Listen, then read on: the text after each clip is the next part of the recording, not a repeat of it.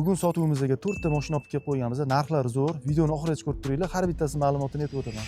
Nexia 3imiz 2021-yilda ishlab chiqarilgan 4-paysi mashinamiz ideal holatda. Buni bitta qanotida kraskasi bor, ichlariga o'tmagan. Probegi atiga 34 ming, haydashga tayyor mashina. Ikkinchi mashinamiz Honda EQ15. Buni hamma biladi. Hozirgi kunda taksilarga, biznes klassga zo'r mashina, pul topar mashina. Buni kraskalari top-toza 2024-yilda ishlab chiqarilgan. Probegi atiga 32 ming, 450 taligi. BYD Song Plus'imiz ham bor. Buni ham kraskalari top-toza. Bu gibrid motorda. Buni hamma yo'llarni tekshirib chiqdim. Probegi atiga 36 ming, 2023-yilda ishlab chiqarilgan. Damas ishqibozlariga damasi zo'r, narxi ham zo'r narx topib kelib qo'yganmiz. 2024-yilda ishlab chiqarilgan. Probegi atiga 4900 km yurgan. 4 ta 13 ballon, yangi masla ballonlardan taqib qo'ygan. Faqat gaz qo'ymagan. Bitta gaz qo'yib olsanglar bo'ldi. Oldi mordasida, kapalagida kraskasi bor, ichlariga o'tmagan. Mashinaning holati ideal.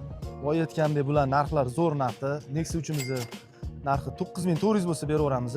Bu Honda'mizning narxi 16500. BYD Song Plus'imizga keladigan bo'lsa, uni narxi 22500. Bu Damasimiz narxi bo'lsa 6450. Bu mashinalarning to'liq ma'lumotlarini Telegram kanaliga joylab boramiz. Telegram kanaliga o'tib baraka qilsanglar bo'ladi.